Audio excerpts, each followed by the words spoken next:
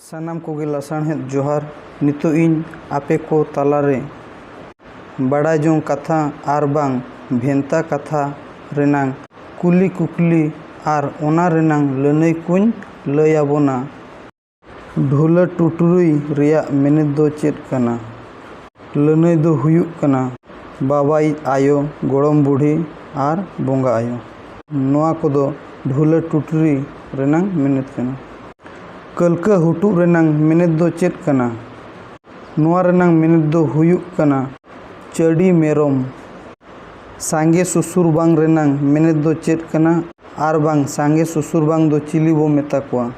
ओना रेनांग मेनेद दो हुयुग कना गाते कुड़ी को आर बांग गाते कुड़ी बो मेता कोआ। बाहा चिया रेनांग मेनेद दो चेद कना। ओना रेनांग मेनेद दो हुयुग कना बहु चिया। नोआ दो बाहा चिया मेनते बो मेता कना। किदू आड़ाग गोछा रेनांग मेनेद दो चेद कना। नोआ रेनांग मेनेद दो हुयुग कना बोंगा हातम आर बांखान ममी। सेमलेद चिर तालारे पुंडा ते पिया उगली सार तेरांग रेनांग मेनेद दो चेद कना। नोआ रेनांग मेनेद दो हुयुग कना चितान दो धोरम एतम दो बैरी दाराम कोंजे दो अपसुलो। पंडित रघुनाथ मुर्मू पिया कटुक उदुग रेनांग मेनेद दो चेद कना। ओना रेनांग मेनेद दो हुयुग कना सावता सेचेद आर लाकचार। मेढ़ेद साकम रे पिया गार चिन्ह रेनांग मेनेद दो चेद कना। ओना रेनांग मेनेद दो हुयुग कना मिद रेदो धोरम बार रेदो जिता पे रेदो माझी मपझी। बारू करहा रेनांग मेनेद दो चेद कना आर बांग बारू करहा दो चेद बो मेना। नांग मेनेद दो हुयुग कना जुगी नकिज आर बांखान काठ नकिज बो मेना। दरद ठेंगा रेनांग मेनेद दो चेद कना। ओना रेनांग मेनेद दो हुयुग कना हांडी आर बाखान माझी पुरुधुल। हेड़े बुढ़ी दो ओकोय बो मेताया। हेड़े बुढ़ी दो आयोइज आयो आर बाखान गोड़म बुढ़ी बो मेताया। बारेत कोड़ा दो ओकोय तेको बो मेता कोआ। कोड़ा दो आढ़े टोला बोयहा कोड़ा को बो मेता कोआ।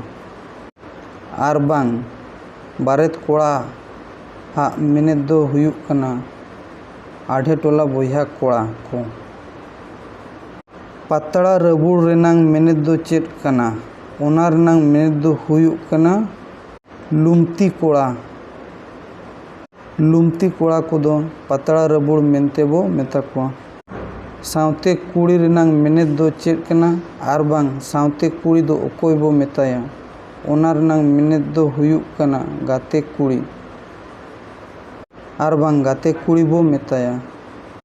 कसी टंडी ओता दाड़े रेनांग मेनेद दो चेद कना। ओना रेनांग मेनेद दो हुयुग कना डरी। मुनगा डर हेसे रेनांग मेनेद दो चेद कना। ओना रेनांग मेनेद दो हुयुग कना मेरोम कसी।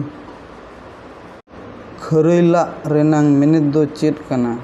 ओना रेनांग मेनेद दो हुयुग कना पातड़ा दाका। पातड़ा दाका दो खरैला मेनते बो मेताआ। पेणे कुल्ही कोहड़ा बाहा रेनांग मेनेद दो चेद कना। ओना रेनांग मेनेद दो हुयुग कना फुटा काचा। बंगले कुल्ही रेनांग मेनेद दो चेद कना। ओना रेनांग मेनेद दो हुयुग कना पुंड धुती लुगड़ी। पुंड धुती लुगड़ी दो बंगली कुल्ही मेनते बो मेताआ। नोआ दो बापला कोरे आर बांग सांगात कुड़ी को एसेद दाराम कोरे लागातोआ।